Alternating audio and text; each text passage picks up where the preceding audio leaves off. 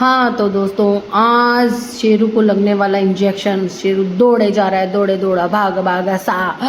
इसको पता चल गया बाहर डॉक्टर अंकल आ चुके हैं जो इसे इंजेक्शन लगाएंगे। इसीलिए अब ये जब तक थकेगा नहीं, चाचा बोले इसे थका दो दौड़ा दौड़ा के, तब ये बैठ जाएगा।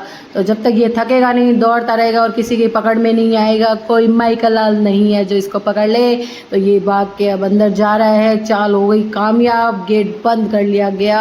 शेरू जाल में फंस चुका है। अब इसे इंजेक्शन लगेगा, इसको पता चल गया। इनको आभास बहुत जल्दी होता है, हर चीज़ का आभास हो जाता है कि अब ये होने वाला है। और इसके मुंह पे छीका बांधने की नाकाम कोशिश की गई, इसने बंधवाया नहीं। फिर इसे सीढ़ियों से बांध दिया गया है क्योंकि ये इंजेक्शन बहुत ज़्यादा मुश्किल से लगवाता है। डॉक्टर अंकल को भी छठी का दूध याद आ गया। मेरी बेटी ने हाथ में चद्दर बांध रखा था, तब भी इसने काट लिया। और इसे तो दूसरी बार काटा गया है, इसे तो कई बार काटा गया है। और इसको गुस्सा आ गया, और गुस्सा आ करके इसने देखो क्या काम किया है। देखा, ऐसे निकालते हैं हम गुस्सा। अब मुझे यहाँ की सफाई करनी पड़ेगी क्योंकि यहाँ की सफाई करके मुझे जाना है सबको वैक्सीन लगवाने। तो डॉक्टर अंकल के साथ ये दवाइयाँ लेके चिकूर, कालू, वनीला, लूसी, चेरी, जितनों को हम रोटी खिलाते हैं उनको हम इंजेक्शन लगवा सकते हैं क्योंकि वो हमारे जाने पहचाने होते हैं। इसीलिए कोई डर की विशेष बात नहीं होती। तो ये देखो, लूसी का मुझे बहुत ज़्यादा टेंशन था कैसे लगवाएगी, मगर मैं आगे बिस्किट खिला रही थी, पीछे से डॉक्टर अंकल ने इंजेक्शन लगा दिया और पता भी नहीं चला। लूसी के तो पहली बार लगाया शायद, इसीलिए इसको इतना पता नहीं था।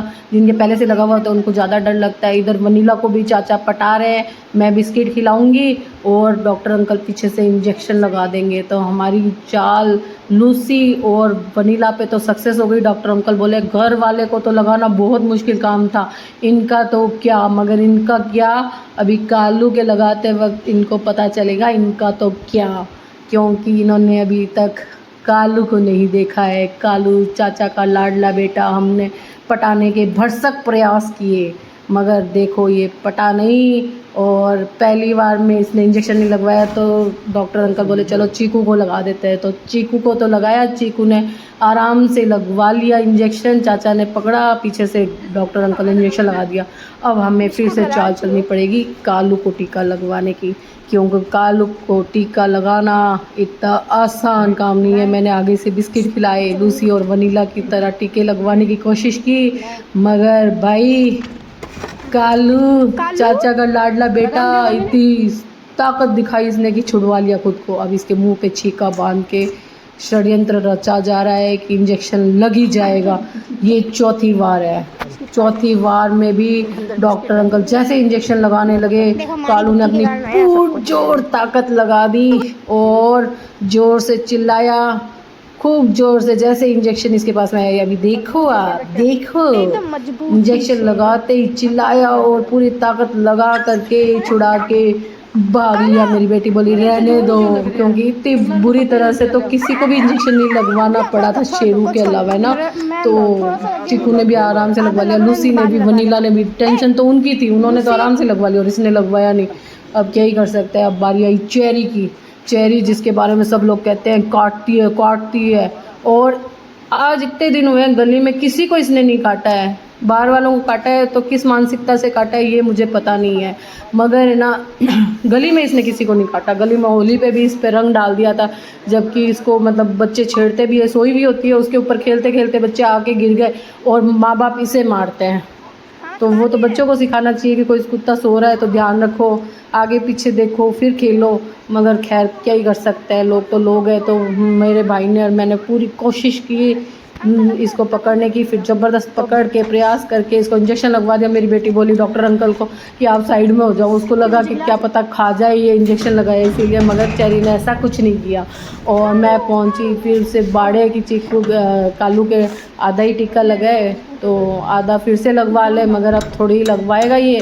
इधर वनीला के ऊपर उसके दादा, मतलब जो विलन है ना स्ट्रीट डॉग, इसके भाई लोग, उन्होंने इसको खूब ज़बरदस्त पीट दिया और ऐसे पीटा है कि ये मतलब चोटों से घायल हुआ है। कालू तो वैसे रोज़ ही होता रहता है, उसका फिर इलाज करते हैं, फिर वापस पीट पिटा के आ जाता है।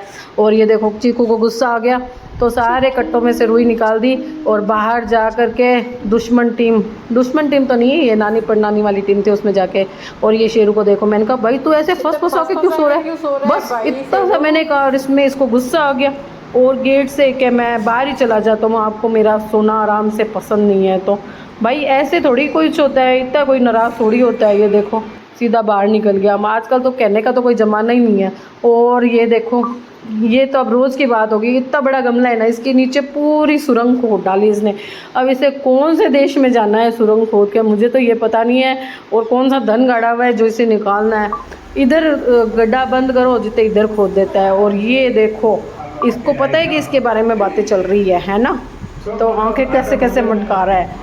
और चाचा और माँ इसी के बारे में बात कर रहे हैं कि ना ये ऐसे करता रहता है, रोज़ रोज़ गड्ढे खोदता है। आज ये गमले के नीचे इतना खोदा है, गमला गिर जाएगा तो क्या ही होगा, टूट जाएगा इतना बड़ा बड़ा गमला। और खुद अगर घुसा हुआ होगा उसके नीचे और इसके ऊपर गिर गया तो क्या ही होगा, तो ध्यान रखना पड़ेगा। तो ऐसे सारी बातें और ये सब सुन रहा है और थक हार करके सो जाता है। मतलब इतनी मेहनत करता है तब जाके सो जाता है।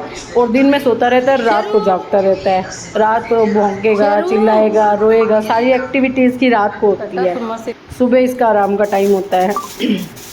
तो अब मुझे भी डांट पड़ती है कि मैं इसे रोकती नहीं हूँ, ये रोज़ रोज़ ऐसे ऐसे करता रहता है।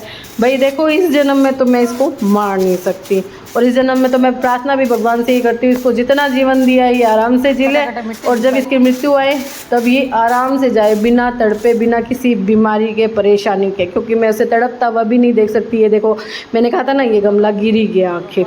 और ये गमला इतना बड़ा और इतना भारी है कि मेरे से तो निकला नहीं। तो फिर मैंने इसको यहीं पे इसकी समाधि बना दी गमले की।